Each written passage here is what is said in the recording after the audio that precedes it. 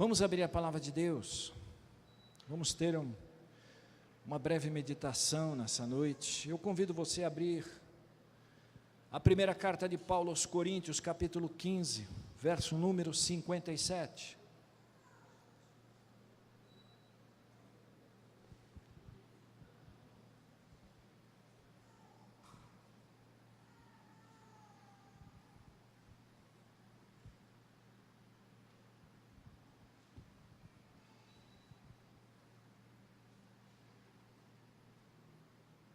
Os abençoe o grupo El Shaddai, sempre na unção de Deus, não é? Para trazer uma adoração aqui nessa noite.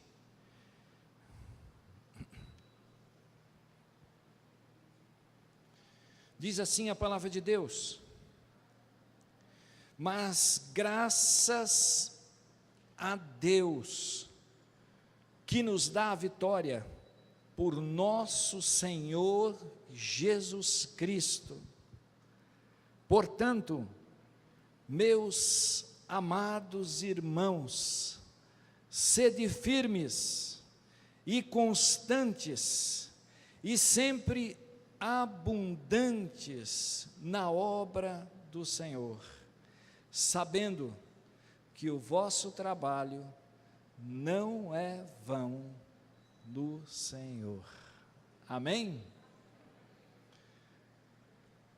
Sempre firmes, constantes e abundantes. Amém? Nós vamos meditar nessa noite sobre esse tema. O que fazer enquanto Jesus não volta? O que fazer enquanto Jesus não vem? Amém? Baixe sua fronte nesse momento. Paizinho querido, na Tua presença, Senhor, nós queremos entregar nas Tuas mãos, ó Deus, a Tua santa e bendita palavra, Senhor. Pai, já temos sentido a presença do Teu Espírito Santo nesse lugar. Continua conosco, Senhor, falando aos nossos corações aqui nesse lugar. Então somente a chama do Senhor, venha, Senhor, incendiar os nossos corações aqui nessa noite, e nós possamos receber a Tua palavra como terra boa diante de Ti. Senhor, abençoa-nos nesse lugar, nessa hora, é o que eu te peço, e já te agradeço por tudo, em nome de nosso Senhor e Salvador, Jesus Cristo. Amém?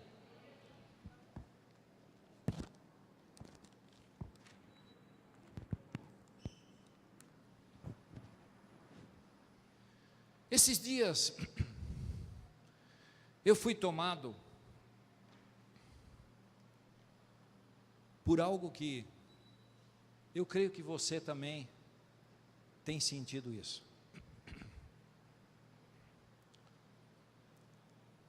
Comecei a abrir algumas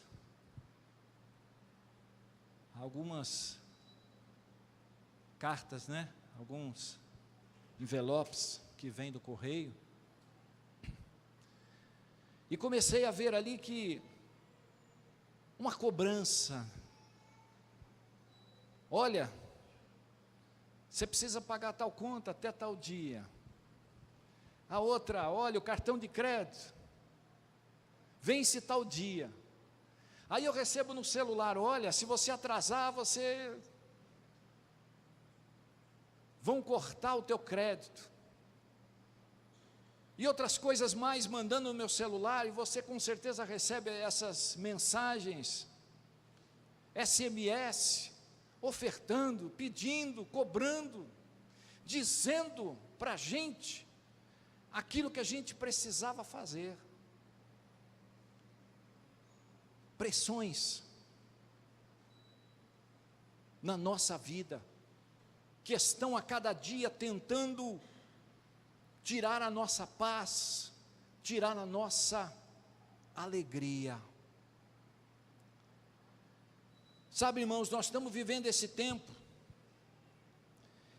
de grandes tribulações, de grandes lutas, de grandes dificuldades. E eu creio que eu e você, nós sentimos esse peso, essa pressão, Sentimos isso na nossa vida a cada dia que estamos vivendo. Aí de repente, pedindo a Deus uma palavra, Deus me levou a olhar para essa palavra de Coríntios. Portanto, meus irmãos, sede firmes, constantes e abundantes na obra do Senhor. Porque o vosso trabalho não é vão. Isso me confortou. Isso trouxe para mim uma alegria quando eu pedir uma palavra a Deus.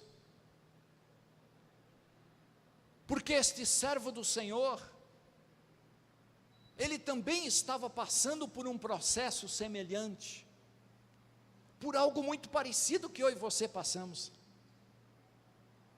Essa igreja, ela tinha muitas pessoas que questionavam a respeito da ressurreição. Esse capítulo 15 fala da ressurreição do nosso Senhor e Salvador Jesus Cristo.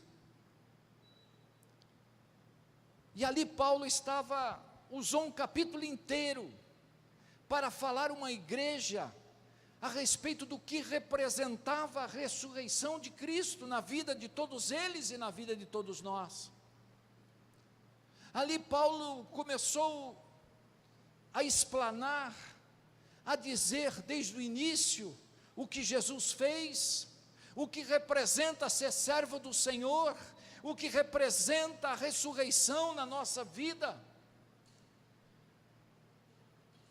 E nesse momento Paulo diz assim: mas graças a Deus que nos dá a vitória em Cristo Jesus. Essa palavra me confortou, porque eu sei o que nós passamos, igreja. A cada dia mais parece que a gente vive sob pressão, a gente vive sendo atacado pelo nosso adversário, aquele monte de contas para a gente pagar, aquelas dificuldades e o nosso dinheiro está curto e Deus tem que fazer um milagre. Aí quando eu olhei para essa palavra, eu falei: Senhor, o Senhor é bom, o Senhor é maravilhoso, o Senhor é tremendo. E eu comecei a pensar, ser firme, ser constante, me lembrou da maratona. Você sabe o que é maratona, não sabe? Aquela corrida às vezes de 1.500 metros, 1.000 metros, 800 metros, aquelas corridas que demoram mais tempo. Mas o interessante é que quando ele fala firme e constante, eu lembrei da maratona. Porque na maratona, quando você vê que todos saem juntos. Não é aquele que usa de maior velocidade, porque se ele usar de uma corrida muito rápida, ele vai se cansar rápido, e ele vai parar. Então ele tem que manter uma rotina, ele tem que manter uma caminhada, uma velocidade constante, ele tem que caminhar sabendo que durante várias voltas ele vai manter o ritmo, mas nas últimas voltas, aí ele vai dar tudo o que ele pode. Deus está falando conosco aqui nessa noite. Nós precisamos manter uma rotina com respeito ao andar na presença do Senhor. Paulo está falando: olha, nós temos que ser firmes, constantes e abundantes na obra do Senhor. Aí eu falando ao Senhor, Espírito de Deus, falei: Senhor, o que é? Como a gente pode ser firme? Como a gente pode ser abundante, constante? Como é que a gente pode viver esse tempo? Esse tempo tão difícil, Senhor. Esse tempo que tira a gente da paciência, tira a gente da nossa paz. Nós muitas vezes somos levados a ficarmos muitas vezes irados, tristes pelas notícias que a gente vê, que a gente ouve e que a gente convive. Senhor, como é que é isso? E eu olhando para a palavra de Deus, pedindo ao Senhor, me veio à mente uma passagem de Jesus. Eu quero que você abra comigo, Lucas capítulo 13, volta um pouquinho, Lucas capítulo 13, versos 33, Jesus estava passando por isso, Jesus estava passando por um momento de acusação. O cenário que Jesus passava era um cenário terrível, era um cenário de dificuldade. Herodes queria matar Jesus. Mas o que me chama a atenção é como Jesus lidou com essa dificuldade. É como Jesus tratou desse problema, irmãos. É isso que a gente precisa nos apegarmos nesse tempo. Diante dessa dificuldade, qual foi a resposta de Jesus? Verso 33, importa, porém, caminhar hoje, caminhar amanhã e caminhar no dia seguinte, para que não suceda que morra um profeta fora de Jerusalém. Jesus estava sendo atacado, Jesus estava sendo levado a ouvir notícias ruins, e eu creio, irmãos, que uma das primeiras coisas que nós precisamos fazer nesse tempo, é não darmos ouvidos às vozes que estão nesse mundo. Nós estamos sempre constantemente ouvindo pessoas, estamos sempre constantemente nos debatendo com situações. O que Jesus nos ensina é que Jesus não se deixou influenciar por aquela voz, Jesus não se deixou levar por aquele momento adverso. Ele disse: olha, você pode falar, mas eu vou continuar caminhando, eu vou caminhar hoje, eu vou caminhar amanhã, eu vou caminhar depois de amanhã, eu não vou parar, eu vou continuar fazendo a obra do Senhor, eu vou continuar na presença do meu Pai, eu vou continuar realizando o propósito que Deus colocou na minha vida. Jesus sabia do que estava acontecendo com ele. Nós muitas vezes somos acusados, irmãos. Muitas vezes o inimigo quer parar você. Nunca se teve tantos conflitos em família como se tem hoje. Você olha para as famílias hoje e você não consegue enxergar mais uma família que pode dizer: olha, lá em casa está tudo muito bem, lá em casa nós estamos vencendo as etapas. Você conversa com um, você conversa com outro, você conversa com outro, falou: pastor, só a misericórdia de Jesus para mudar a minha casa, só a presença do Pai ali para trazer uma palavra, uma oração para mudar os nossos caminhos. Jesus nos ensina aqui nessa noite, a primeira coisa que você precisa, olha, você precisa tapar os seus ouvidos. Você quer vencer, você quer ser firme, você quer ser constante, você quer ser abundante, irmãos, ouça a palavra de Deus, ouça a voz do Espírito Santo de Deus, caminhe na presença do Senhor, sabendo que Ele cuida de você, Ele sabe o que Ele tem de melhor para você, e Ele sabe o que Ele está preparando para a sua vida. Aleluia! Disseram que fizeram um campeonato de sapinho, e diz que os sapinhos se reuniram e começaram a cada um que tinham que subir até o topo, e os sapinhos ali se conversavam, e se dizia assim: começou a subir. E um dizia para o outro: ah, não vai dar não, é muito alto, a gente não vai conseguir chegar lá. O outro lá de baixo dizia assim: não, não tem como vocês chegarem. Não há como. E diz que cada um foi desistindo. Desistiu um aqui, desistiu outro ali, desistiu outro lá. E foram desistindo um a um.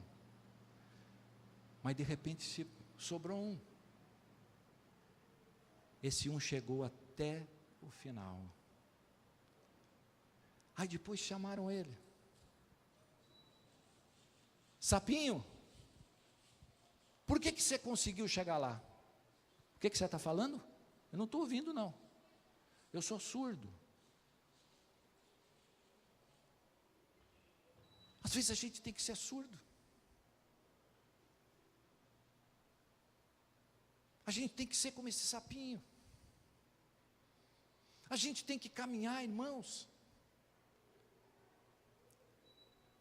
sabendo que ali na frente Deus vai trazer as provisões necessárias para a nossa vida. O diabo trabalha. O diabo faz de tudo para você parar. Ele faz de tudo para você desistir. Mas quando esse inimigo aqui se levantou, Herodes, usado por Satanás para parar Jesus, Jesus disse: olha, eu não vou parar, eu vou fazer o que o meu pai mandou eu fazer, eu vou continuar. Irmãos, a gente tem que começar vencendo, olha, em primeiro lugar, a nossa própria vida. A gente tem que começar vencendo o nosso próprio eu. Porque esse eu que está aqui presente diante de nós, muitas vezes tenta fazer você retroceder, mas eu nunca consegui fazer isso, eu nunca consegui chegar lá, eu nunca consegui abraçar essa vitória. Eu já tentei algumas vezes, mas parece que a coisa não funciona. Nós precisamos começar a tirar esse eu. Esse eu realmente não pode chegar a lugar nenhum, irmãos. Mas nós precisamos colocar a presença do Senhor no lugar do nosso eu. Porque se nós vamos chegar naquele lugar, se aquilo que o Senhor preparou para mim e para você, é porque Ele está nesse negócio, é porque Ele está preparando a nossa caminhada, a nossa trajetória, e nós precisamos começar a nos identificar. Eu não sou mais de mim mesmo, mas eu sou de Cristo Jesus, eu sou do Senhor na nossa vida. Você vai chegar lá, diga para o seu irmão que está ao seu lado, você vai chegar, diga para ele, você vai chegar.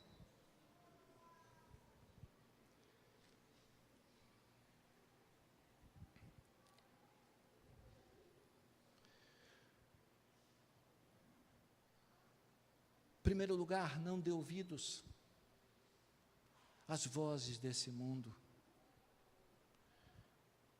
Mas há uma segunda coisa que Jesus também nos ensina antes da sua volta. Abra comigo em Lucas capítulo 19.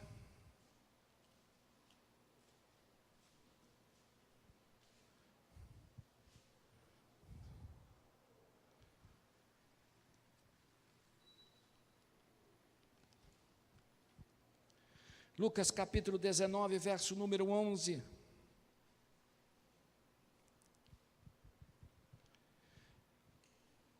Nessa parábola, Jesus usa a figura de 10 pessoas. Jesus, ele vai para um lugar distante. Leia comigo. E ouvindo ele essas coisas, e ele prosseguiu e contou uma parábola porquanto estava perto de Jerusalém, e cuidavam que logo que se havia de manifestar o reino de Deus. Disse, pois, certo homem nobre partiu para uma terra a fim de tomar para si um reino e depois voltar. E chamando os seus 10 servos, deu-lhes 10 minas e disse: negociai até que eu venha. Jesus coloca 10 pessoas que são todas as pessoas. Jesus usa a figura do nobre, que é a sua própria vida. E Jesus diz que vai para uma terra em que ele vai voltar. E uma realidade que ele deixou para a gente aqui é a respeito de uma palavra no finalzinho desse verso 13. Negociai até que eu volte, até que eu venha. O que Jesus está querendo dizer para a gente aqui? Jesus está dizendo: olha, eu vou para o Pai, mas eu vou voltar. E quando eu voltar, eu vou querer ver quem é que negociou as suas minas. O que representam as minas? As minas representam aquilo que Deus dá nas tuas mãos para você executar, os seus dons, aquilo que o Senhor colocou nas nossas mãos para nós fazermos a obra nesse tempo. A primeira verdade que Jesus está querendo dizer para mim e para você é que nós não podemos parar de trabalhar. Você precisa se engajar na obra do Senhor. A sua mina está nas suas mãos. Você tem que multiplicar, você tem que negociar. E Jesus aqui, ele começa nos dizendo que nós não podemos ficar parados, nós não podemos cruzar as nossas mãos, porque ele vai voltar. E quando ele vai voltar, ele vai querer ver aquilo que você tem nas suas mãos, aquilo que você fez a respeito dos seus dons, aquilo que você executou nesse tempo.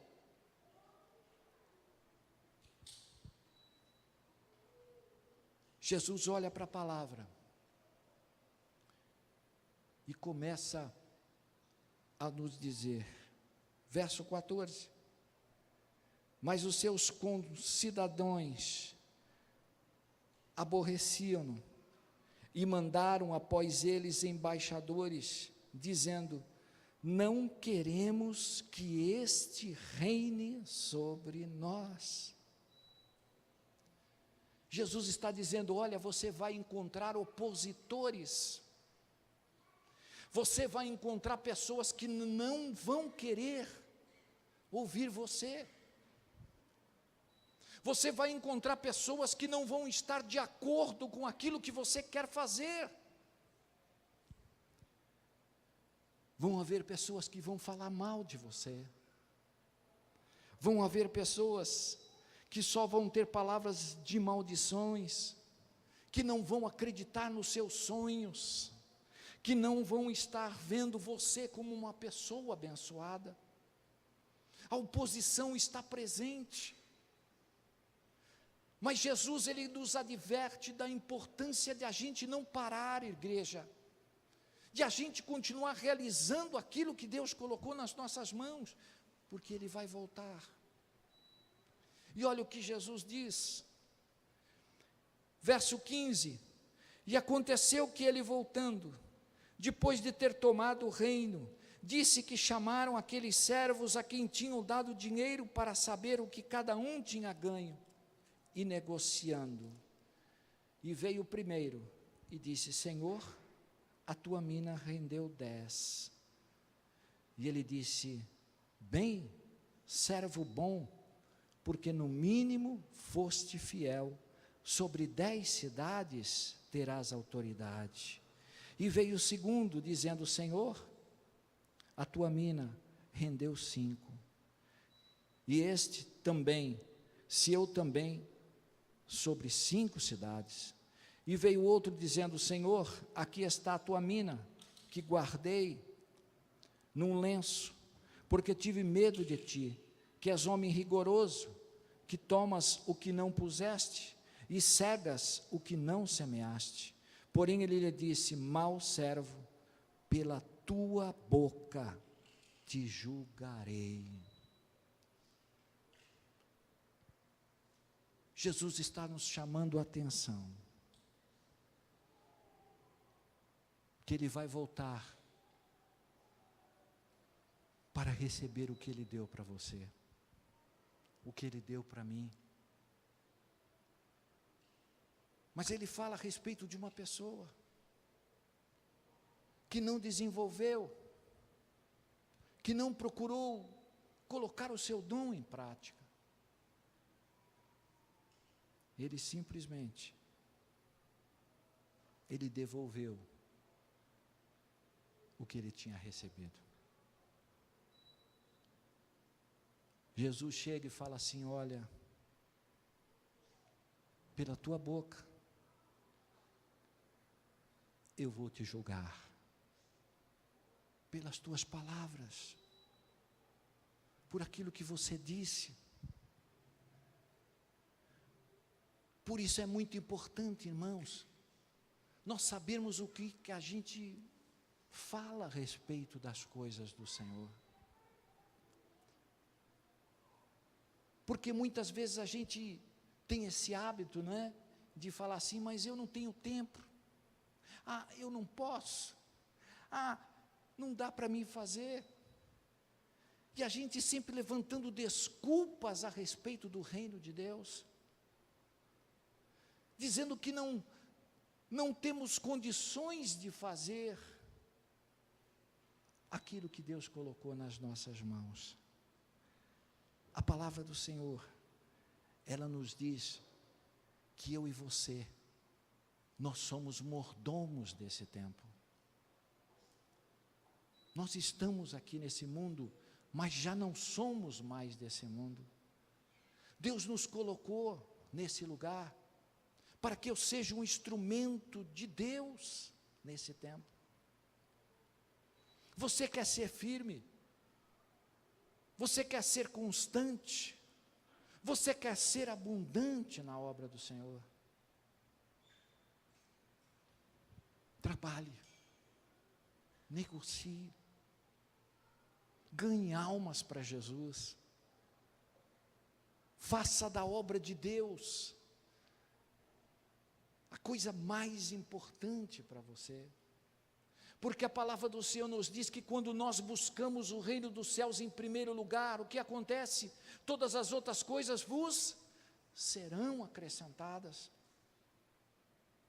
A nossa vida, irmãos, é uma batalha pessoal, porque o mundo sempre tenta nos mostrar que as coisas mais importantes é o que ela fornece, o que ela traz para a gente, mas nós precisamos vencer a cada dia esses conceitos errados que são passados para nós, como este homem, que pensou pelo fato de simplesmente devolver aquilo que Deus tinha dado, já era o suficiente. Deus nos chamou para sermos cheios do Espírito Santo. Você é alguém especial de Deus. Você é alguém que tem um chamado. Você tem um dom do Senhor. E Deus quer te usar.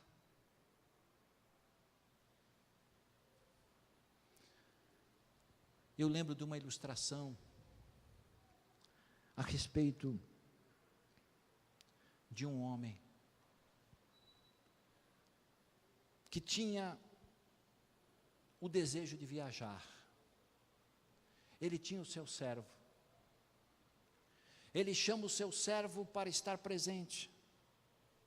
E disse assim para o seu servo: servo, eu vou ficar quase 1 ano longe desse lugar, mas eu quero que você construa uma casa. Você vai construir ela com o melhor material de primeira qualidade. Você vai fazer essa casa com tudo do melhor que existe no material de construção. Nas lojas especializadas. E o patrão parte. E aquele servo, querendo ser bem esperto, ele compra material de segunda qualidade, mas coloca o preço de primeira. E assim ele fez com o alicerce, com as portas,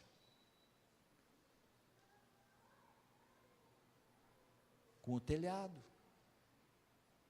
Tudo ele comprou, material de segunda. E pagou com um material de primeira. Ele termina a casa, pinta a casa, deixa a casa bonita. Tempo depois, o patrão volta. E o patrão vai procurar saber se o seu servo fez como ele tinha pedido. E ele chama o servo e diz: você fez o que eu te pedi? Ele disse: fiz sim, está aqui a chave. Patrão. O patrão olha para ele e fala assim: essa chave é sua. Isso aqui é o que você merece. Isso é para você.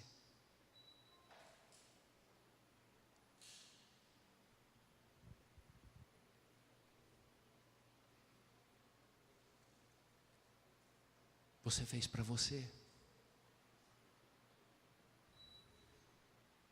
Porque você merece o que você fez. Irmãos,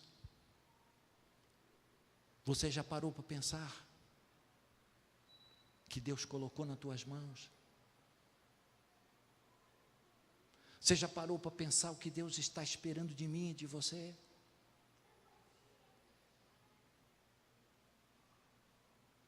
Que tipo de material eu tenho empregado no reino de Deus? Que tipo de ações eu tenho feito nesse tempo?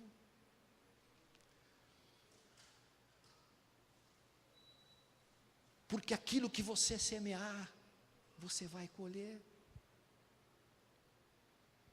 Aquilo que eu empreguei, eu vou receber de volta. Aquilo que você mandou para o céu, a sua casa está sendo construída. O que você mandou? Quais são os recursos que você mandou para Deus? Ali Deus está usando. Ali Deus está construindo.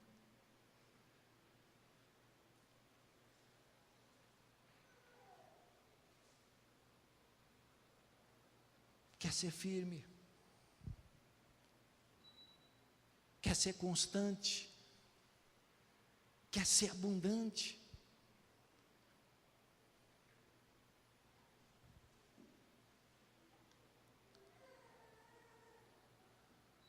Honre a Deus com a sua vida.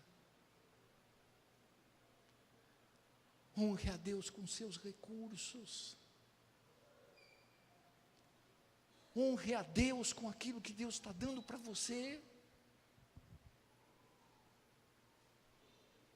Que muitas vezes nós desviamos do nosso caminho, irmãos. A gente olha para a nossa vida e começa a dizer: mas está duro, está difícil, não está dando para a gente caminhar. Deixa eu dar o meu jeitinho aqui, o jeitinho brasileiro de resolver os problemas.